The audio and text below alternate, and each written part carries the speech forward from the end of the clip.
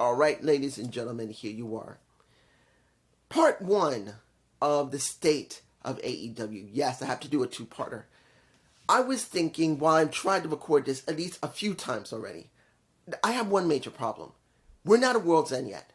World's End, I believe, starts in December 28th, I believe. I can't remember exactly the date, either the 8th, 28th, or the 30th. That's why I believe when Wrestle Dream... Why did I say Wrestle Dream? When you look at what's been going on from All In, All Out, Wrestle Dream, Full Gear, and everything in between on the shows, it's obvious the only way I'm going to be able to do this video is in a two-part. Because there's just too much here that leads up to World's End, and we cannot say that the company is dead or the company is totally screwed up until World's End shows.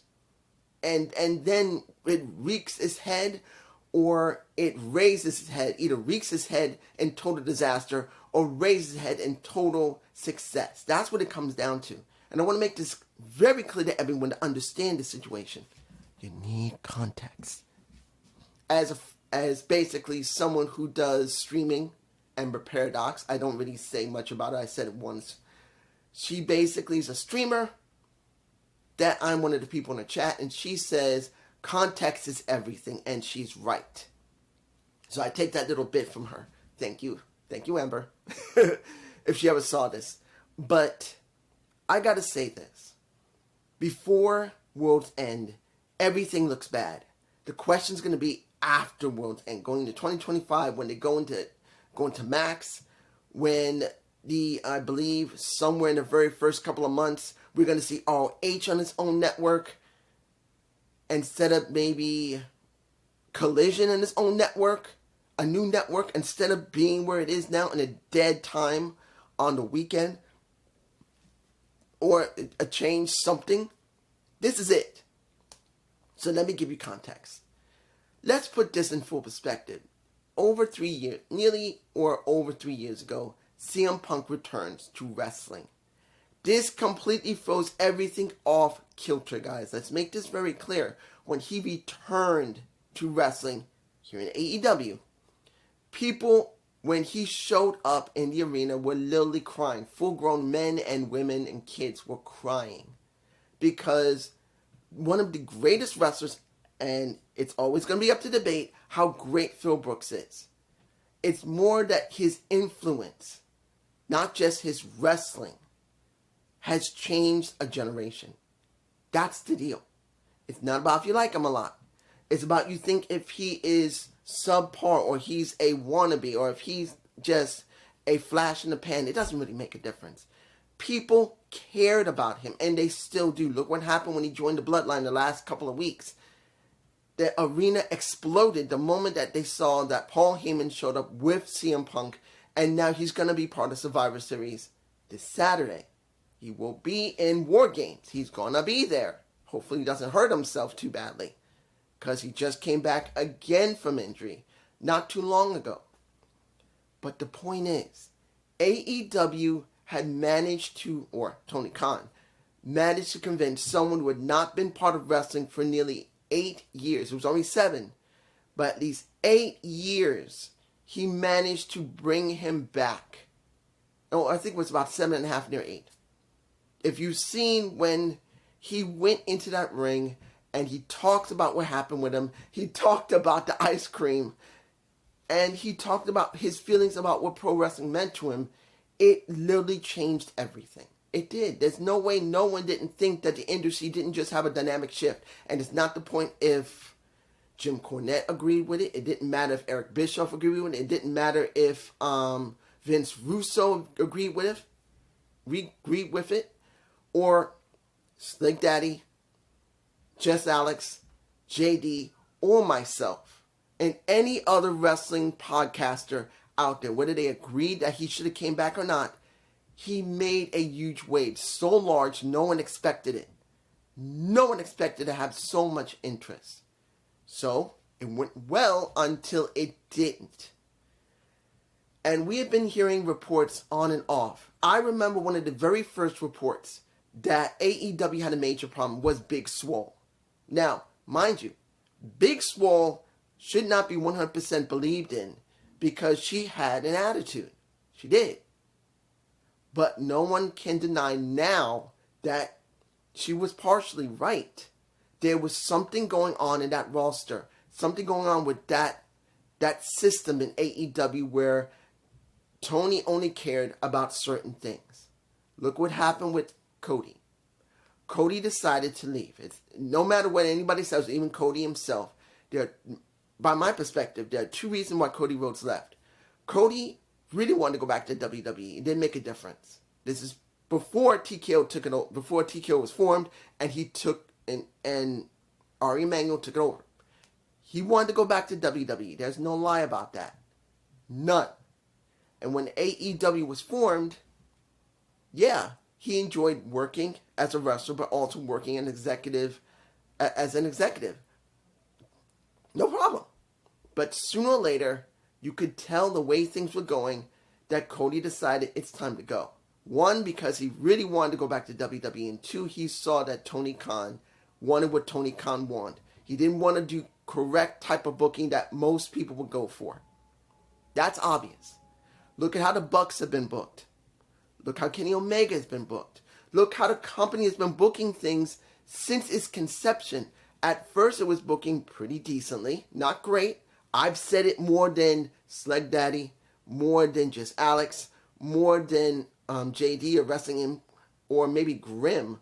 Many of them were just excited to get matches that you would never see in WWE. But I said it more than anyone. Where's the stories? Especially for the women. The Japanese women have no stories at all. I said that. You can look through my playlist. Well, not my playlist. I keep forgetting. I don't have a playlist for my AEW videos. Look at my videos for the last 3 years easily. You can see that I complained about what's going on with women's wrestling. They have almost no story. The Japanese wrestlers not being treated well. Other wrestlers are just sporadic and just being thrown out there with almost nothing to do. Not counting the men either. So it was not great booking. Look at Lance Archer. I said it for years. He looks like a monster, but when it came to it being in a clinch, he could never get it done. Every time when it was important that he should win and be a big man that would give little guys a reason to fight to get against him, he always lost. Every single time when it was something important, like for the TNT title, it was like a joke. He could never get it done. Yeah, he got something from New Japan, but never in the company itself. And it can't be because he got sick or he had to do something else. No, it was because they didn't want a big man to be over all the other wrestlers that are mostly medium-sized and small. And they need someone big in those positions. But they didn't want to do it with him. These are the things that I started seeing. And then eventually just Alex, JD, Solomonster, when he was still doing things, the Sleg Daddy, he was only doing it sporadically. And Wrestling Inc., when they're willing to admit it. So you could see by the time CM Punk appeared, things were just not right. There was something wrong with the company. And then we started getting reports there was problems in the back. And then the media scrum happened where CM Punk exploded. And then the Bucks. Then Kenny Omega. Then Ace Steel. Then the fight. And that's from the scrum. And then afterwards, CM Punk getting injured, but also being suspended on top of that. And if I remember correctly, the Bucks and Kenny were suspended for a certain amount of time. Well, yeah, they were suspended for a little while. Then they were brought back. And then things went the way they were until CM Punk came back. And then finally, CM Punk having that problem with a Jack Perry, which got him fired. And now where is he? He had to wait a while, then went to WWE. Now many people will say, well, he didn't get prevented from going. No, he didn't. But he decided not to rush to WWE. But when he did, talked to them, he waited. And then when he went to WWE, there was an explosion again, which made the members of AEW angry. What the fuck happened? Who is the one to blame here? Is it CM Punk for being a bastard for screwing over AEW? No. Now, mind you, we're not saying that CM Punk doesn't have some responsibility because He is responsible. He did not act like a professional. Yes, you're going to have problems in the back, but you don't let it spill out openly. That's something you don't do. He let his anger spill out openly, which was the most stupidest thing he could have done for the business. It hurt AEW. Whether you like AEW all the time or not, it was wrong what he did. But he did have a gripe. It's understandable, particularly what we've seen right now. Look, once he arrived went from AEW to WWE, and then did that interview and talked about how the structure of the company was. What did we get? We get two things. Two. The first one, and this is my perspective. There's going to be other people who will say a lot more, but this is my humble perspective. First one. After AEW's response to what CM Punk said on that podcast, the Bucks had a new storyline. They had a new storyline where they basically become the bad guys. When it came to Jack Perry, he has been gone for months. He went to New Japan Pro Wrestling. He acted like he didn't have a contract anymore with AEW when, from what we can tell, he still did. So they went off and made a storyline where all the participants that was dealing with CM Punk basically look like bad guys, and they blame him for everything, even though they're the bad guys. That is what the storyline has been from that moment on. Also around that time, Kenny Omega had to go away because he had the stomach problem. The same as Brock Lesnar, he had that problem. Eventually, he had no choice but to leave to get better, which we still don't know what's going on with him because now supposedly he's going to be returning to wrestling, but in New Japan Pro Wrestling, not AEW. That is a very big question about that. Don't know why. That's what a lot of people are saying. Don't know why. My guess is that he doesn't want to be there right now because of how messed up the company is. How Tony's been acting. That's what I think. It can't be because he has a contract with New Japan Pro Wrestling. It has to be that something's going on in the back. He doesn't want to make his new reappearance on TV and not cause some type of controversy or be sick or something. That's just me. But going back to the storyline. Right now we had the Bucks. We had a Jack Perry who came in later as a scapegoat. This is what we got. That is the first part of what they did. The second part, which was the most stupidest thing they could have done, Tony Khan going on TV, and this was roughly before the Bucks storyline. But I say it really made the storyline the way it was. I think it was roughly right before the Bucks, or maybe roughly after the Bucks began to be what they are. I think before. But Tony comes on TV, says, we have the footage of what happened with CM Punk and with Jack Perry during the last All Out. Or was it All In? Sorry, All In, my mistake. Not All Out. All In. They show the footage. Everyone gets pissed off. Why? Because it wasn't necessary to show it. Because now AEW look like they're trying to be petty. They're trying to make CM Punk look worse when it actually hurts himself. As I said, this was the worst thing that Tony and the Bucks and Kenny, who was still there at that time before he finally had no choice but to go to the hospital because it was getting bad for him. I just believed it was so stupid. Literally, it was the most dumbest thing they could have done. Dumbest thing that the Bucks probably talked to Ted. It's hard to say who really came up with this plan. Was it the Bucks who came up with this? Was it Tony himself? Was it a collaboration between the three? And maybe Kenny at the time, who was really feeling sick at the time, but was still able to work? Could it be all of them at the same time? Or could it have been one each talking to Tony? Or Tony talking to each one about the situation? It makes no difference. All that matters is that when this happened, it made the company look, went from being here, it wasn't doing very well, but it was still pretty high, and it brought it down to here. And that's roughly after, even with Bryan Danielson there, it didn't help. And then, after that situation, the attendance starts falling off. We get attendance that was up to here, floating around here, then it starts dropping and dropping and dropping. and they're still making money. Let's make this, you must understand this context. AEW is not going broke. They're exactly in the same position as WWE was when it came to Vincent Kenny McMahon in his position. He was still making good money, great money, but the attendance just kept dropping and dropping and dropping because people were sick and tired of having booking that made either no sense or just there was nobody that was there. There was only a core member of the roster was there, and almost everyone was either sitting in back doing nothing until Vince was in the mood to do it. And then when he was in the mood, all development that came from the black and gold NXT that everyone loved, I could take it or leave it, because for me personally, at that time when black and gold was around and I tried to review it, every time when someone went to the main roster, I got turned off. Every single time, because whatever development they had on the main roster was blown away by Vince, counting on when Vince was willing to do anything with them. I got turned off. I got sick of it.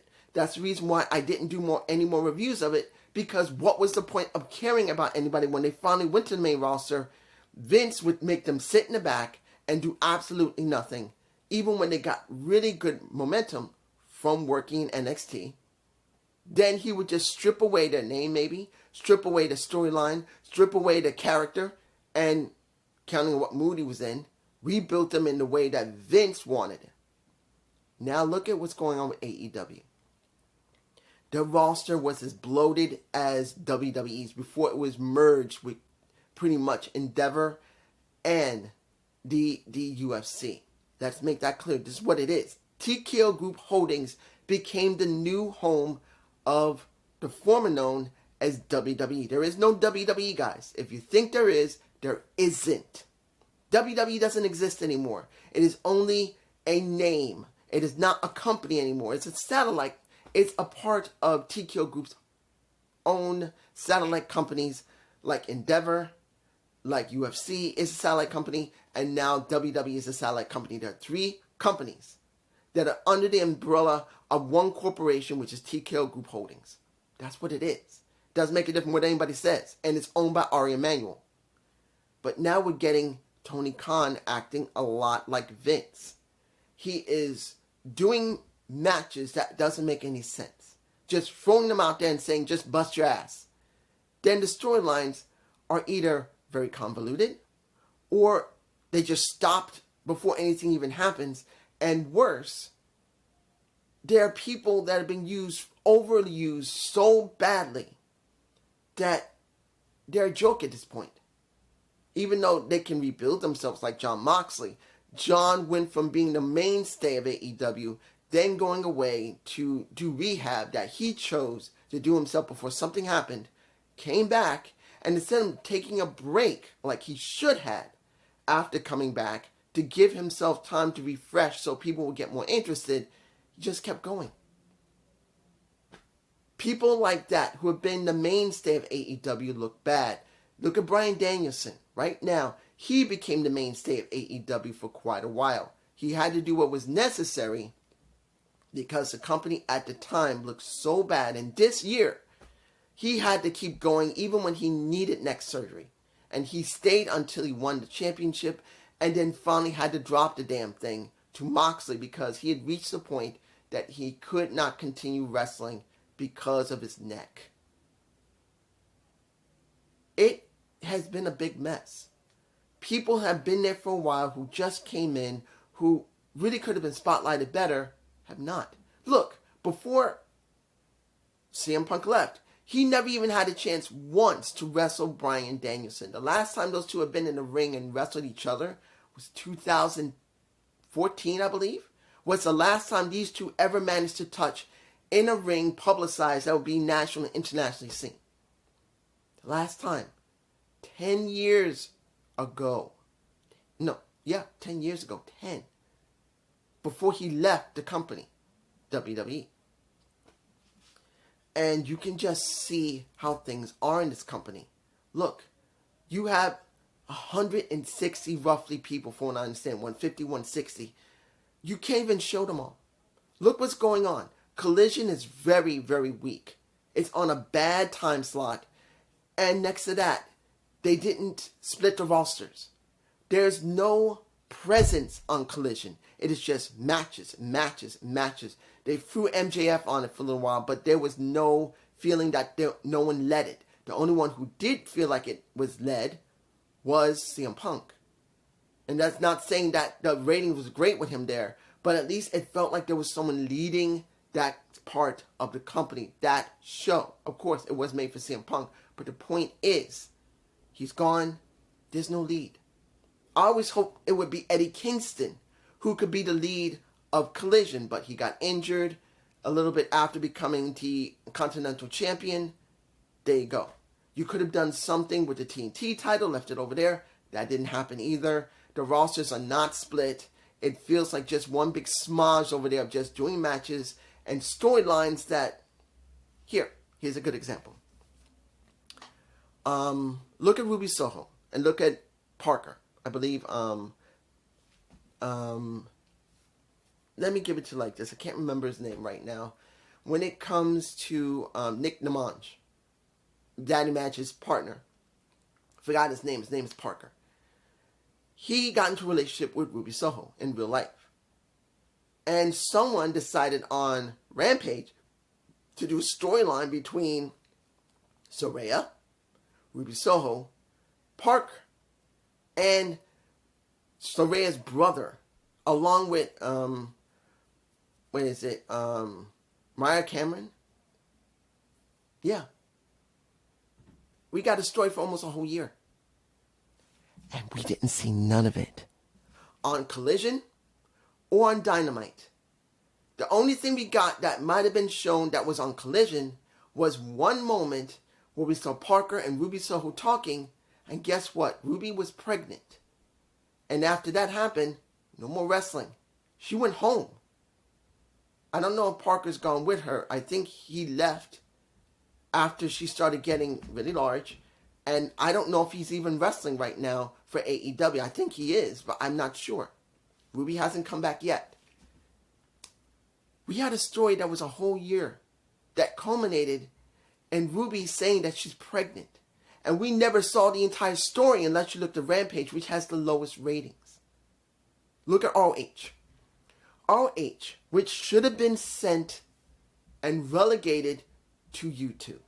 They had, if you remember, from the very beginnings, that was great during the pandemic for wrestlers that needed somewhere to go. You had AEW Dark, AEW Dark Elevation. Paul White was the person who did the commentating there, along with, I think, Tony Schiavone. And it was a good place to let people be seen by the AEW fans, because at least they could see it as very accessible. Then they purchased ROH, who was basically gone. And instead of leaving them in a state where, okay, right now, we got to do something with ROH. And that's Tony. He wanted to make ROH still mean something, instead of not. ROH could have easily taken the place of Dark and Dark Elevation. Basically, that's what it's done. But instead of leaving it on YouTube, because they had been doing a couple of videos and stuff on their YouTube channel, instead of just saying Dark and Dark Elevation, since they are on AEW, on their YouTube channel, will be going away, and we will be showing ROH only.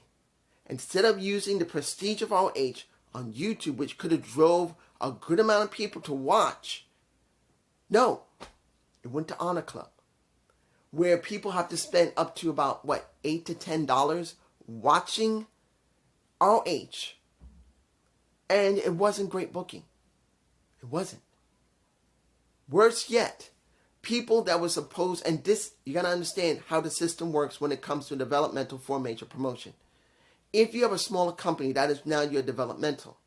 You have people there. You eventually get them polished to the style that you want on television. In other words, how they get, like what I'm doing right now, where you're looking at the camera, you got to pose for the camera. Like WWE has taught their people very well. That's the reason why, like, John Moxley understands how to love the camera. It's not the point of he like being in front of the camera. He was taught that if you want people at home who are making this for you become reality, you must cater to them as much as you must cater to people at the arenas. He understood that, like many wrestlers that came from WWE. Many of them were indie wrestlers that never even were in front of a very well kept arena or well run cameras. And many of the people you've seen that were on, if you were able to see, from ROH, didn't know how to even look in front of the camera, how to work. And it made it bad. Storylines, almost non-existent. And if you say, well, that's the style of ROH, it's not ROH anymore. It stopped being ROH when it went under. It stopped being ROH when it went under. Doesn't make a difference if you like it or not. You needed to change the product. When it became a developmental, it's got to be set up and catered to AEW. But that didn't happen. What happened? AEW ROH. We combined the two. Titles were being floated between regular mainline AEW and ROH. Instead of being exclusive on ROH, we started seeing slowly ROH wrestlers showing up on the show, which was fine, but they weren't part of the main roster. They were supposed to be part of ROH and developmental, and it became so convoluted, you couldn't tell who was who anymore. Yes, you can say, well, dude, I know Samoa Joe. Yeah. But was Samoa Joe supposed to just stay on ROH, or was supposed to go to the main roster? Samoa Joe should have been the only person to work the main roster in ROH. That would have been fine. But then we started seeing Mark Briscoe. Then we started seeing the Kingdom. Then we started seeing Wheeler Yuta. Then we started seeing the titles, the pure title floating back and forth. And at one time, guys, you know how many titles was on the main show of Dynamite? 14 titles. The main AEW tag titles, the main AEW TNT title, the main AEW World title, the women's title, the TNT title, then eventually the trios title, and then what do we get? 6-man tag titles, the pure title, the ROH TV title, the ROH eventually tag team titles. Now we got an ROH women's, I think there's supposed to be another title, I think, that's around the waist of Athena. I don't know which one it is. But right now, Red Velvet currently has the ROH women's television title. And Athena has not only the women's world title, but another title. I don't know what that title is. I don't know what it is. Because I haven't watched ROH. I don't know what extra title she's carrying right now. I don't know. Only thing I know is Athena has 2 titles, Red Velvet has 1 title, and they reinitiated, from what I understand, because they did a Undisputed Trios title, supposedly combined with the 6-man tag titles. It was combined for a while, but then we had the new 6-man titles, Trios titles, then we had the old 6 Trios titles, and then we still had the ROH 6-man tag titles running between the Acclaimed and the Bang Bang Gang. It was a mess. So, I just pointed out generally what's going on. Hang on a second. I'm sorry, I had to stop the camera right here because I'm about to run out of time. Guys, what do we really have when it comes to AEW? We have a huge convoluted mess. Let's put it in perspective what we literally had before World's End. The women's championship is around the waist of Mariah May, who's now going to be in a feud with Mina Kirizawa. We currently have the TBS title, which was around a woman beforehand, Jade Cargill, who had not been trained at anything very well. Now, we have it around Mercedes Moné, who's also the New Japan Pro Strong Champion. She's going to be dealing with who? Camille, who is a former NWA World Champion who had been there for almost 2.5 years as a champion, brought in, and now been the bodyguard, and now in a sling. Mercedes couldn't stand that. She kept messing up when it came to Chris Statlander, tried to fire her, but she quit beforehand. So that might be over at World's End. Do I believe that's going to work? I don't know. TNT Championship. We just had pretty much the match between Jack Perry and Daniel Garcia, who now won the title. We have not seen him yet. But it's possible that he will be still facing a Jack Perry maybe by World's End. It makes perfect sense that he would be the one there to go up against, because you can't just let him disappear. If Jack Perry disappears before World's End for no reason, and then you bring him back without any build, it will be a mess. And it'll hurt Daniel Garcia. That's the deal. So I believe Daniel Garcia is going to be having problems with Jack Perry. He's going to want his title back. So that's what I think will happen. Do I believe that's good booking? No and yes. Next, tag championships. Private Party got them. We're all happy about Private Party, but what is the state of the tag division? You have a broken tag division. FTR doesn't feel important. The Outrunners seem to be important, but they're not being pushed in a way that can give them the storylines to make them feel relevant. They may be important, but they're not relevant. There's a difference. Being important means that you're an important person that needs to be fed some food. You're an important person that needs to be taken to a certain place. But to be relevant means not only am I an important person that I can get this stuff, I can get this stuff beyond just the simple stuff. They don't feel like that yet. Top Flight is a problem. They feel convoluted. Like, when it comes to Dante Martin, he seems to be having a problem. Look what's going on with Caster and Bowens. Also a possibility, and is a very strong possibility, that Acclaimed is over. They were very hot almost a year and a half ago. Still very hot and relevant. They're not anymore, and now they decided to break them up. Trios title is around Death Riders. The Death Riders with Moxley, who is currently the champion. And this is where the biggest problem is for the company right now. And this is what I've stated myself. Ever since the storyline with the Bucks did not work, they decided to use Moxley. They decided to give, and someone in the back said, Mox, we have a problem here. The Bucks are going to go away for a while. We need a story that's going to make this make some sense, because it just didn't work. He said, let me have it. Hold my soda. He doesn't drink anymore, so it's got to be soda, not beer. Or non-alcoholic soda. Or something. He does this storyline with the Blackpool Combat Club and Marina Shafir. We see that he won against Bryan Danielson. We see now, supposedly, Marina Shafir has a briefcase. Something like WWE's, or TKO WWE if you want to go there. How they settle their stuff. And supposedly, he wants to destroy AEW to rebuild it from the ground up. He's used Wheeler Yuta as a pawn. We see that a Orange Cassidy tried to take up the mantle, but now failed again. He failed at one point, then he failed again. So what do we have here? Don't know. Right now, what are we really dealing with? We have a storyline where, you must understand, in any promotion, whoever holds the main titles, usually they try to build the build. When you have a pyramid, you have to give it a good foundation so it'll hold together. If you don't build a foundation, the rest of the pyramid will collapse.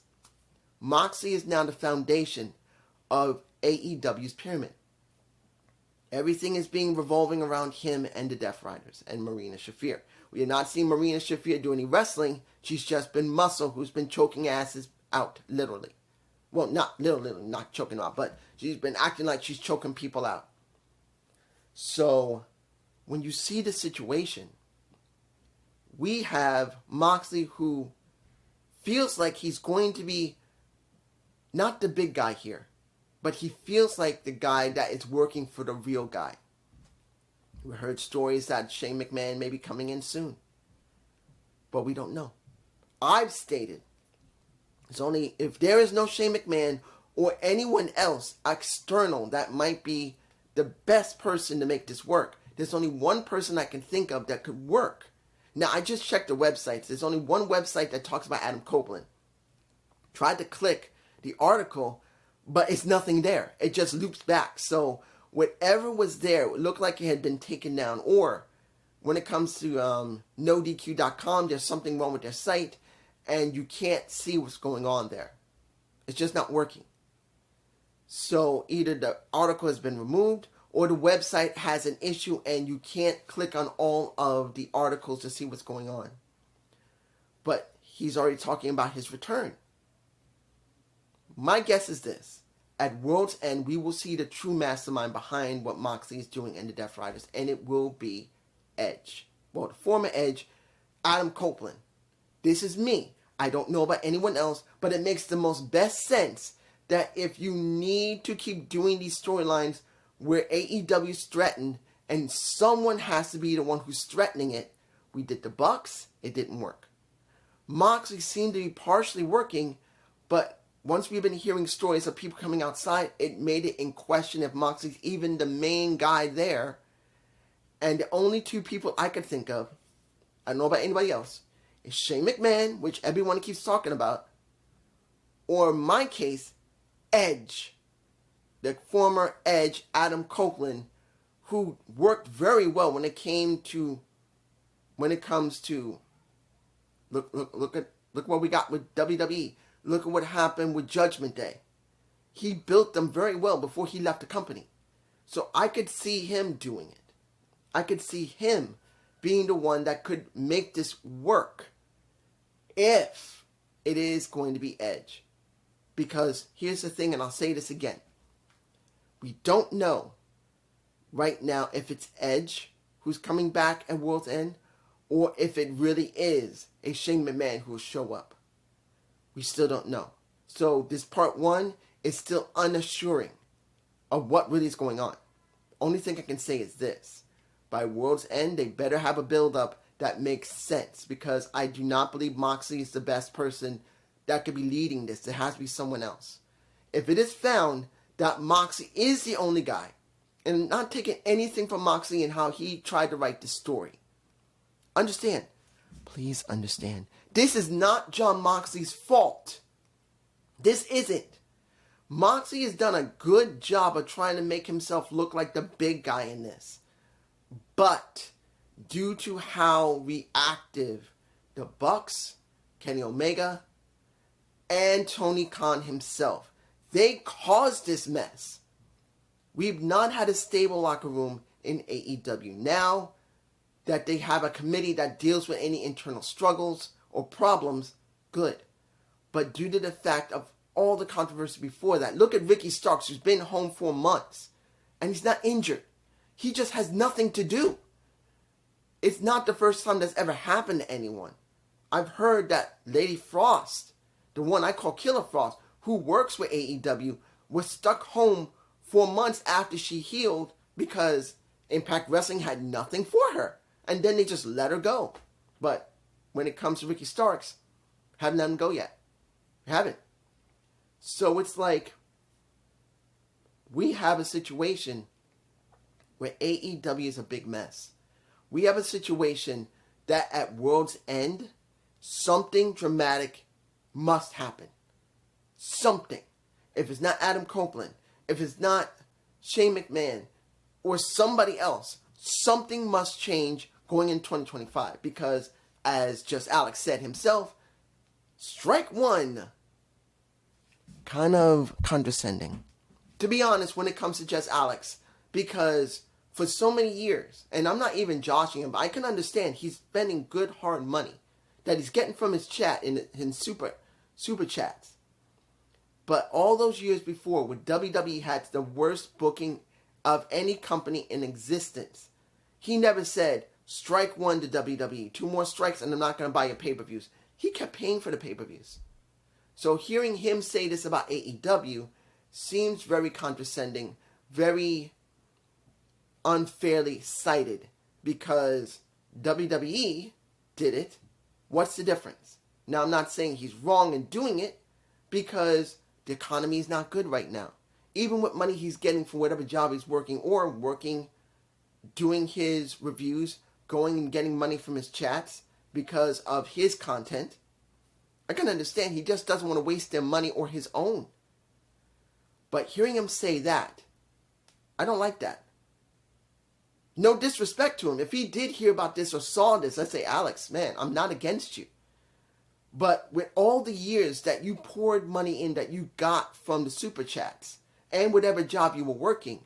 Hearing you say this is strike one to AEW 2 more times and I'm out. We didn't do that with WWE even after the pandemic happened. Before they even got everything straightened out. It doesn't sound right. You should stick with it. Not saying that's the right thing for everyone or even Alex, but it sounds like it's someone who is such a diehard wrestling fan, period. Hearing this felt disingenuous. That's just me. I'm not taking anything from him. He has perfect right to do it. I want to make this clear to anyone. If you're reviewing stuff, if you feel like this is not good for you, is a waste of time, stop. Don't waste your money.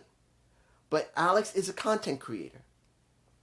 And as far as I can tell, saying something like this isn't just that personally the actual Alex guy, his actual name, he probably does feel like I put so much into this company and I'm pretty much done. If the next 2 pay-per-views are terrible, I'm done. I don't want to do this anymore. I can understand that. But also it feels clickbaity. He's hoping you'll watch and see, oh, will the next pay-per-view turn him off and he'll say strike 2? Oh, this is going to be great. Let's see what it's going to do. That's also something like that. For me personally, whatever decision he makes is good for him, and it should be. But for me, if I was in that situation, I couldn't just bring myself to do that, because if I'm going to stop doing pay-per-views for AEW, I might stop doing pay-per-views for WWE. I'm being honest. That's me, not him, and I'm not telling him he should.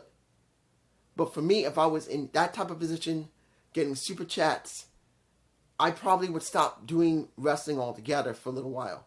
Just take a break. Because I think that might be the only option. If Alex is burnt out from AEW and so pissed off, maybe he should take a break for a little bit. Stay away from wrestling for at least a couple of weeks or a month or so. Just do the reviews of the shows and not just cut it off cold turkey. I don't think he'll stop the Dynamite reviews. I don't think he will. But just take a break from all wrestling, come back, review the products on TV, and if you feel comfortable, come back and doing it. That's what I think would have been the best option. Instead of just saying it straight. Strike 1. You got 2 more, I'm out. I'm not doing none of this no more for your pay-per-views. None of it. It makes you feel very... Does that mean you're going to stop doing the reviews of Dynamite too? But this is just me. I hope you enjoyed this video. I think I will connect it with, put my intro for my Gump report. Hope you guys like it. Peace.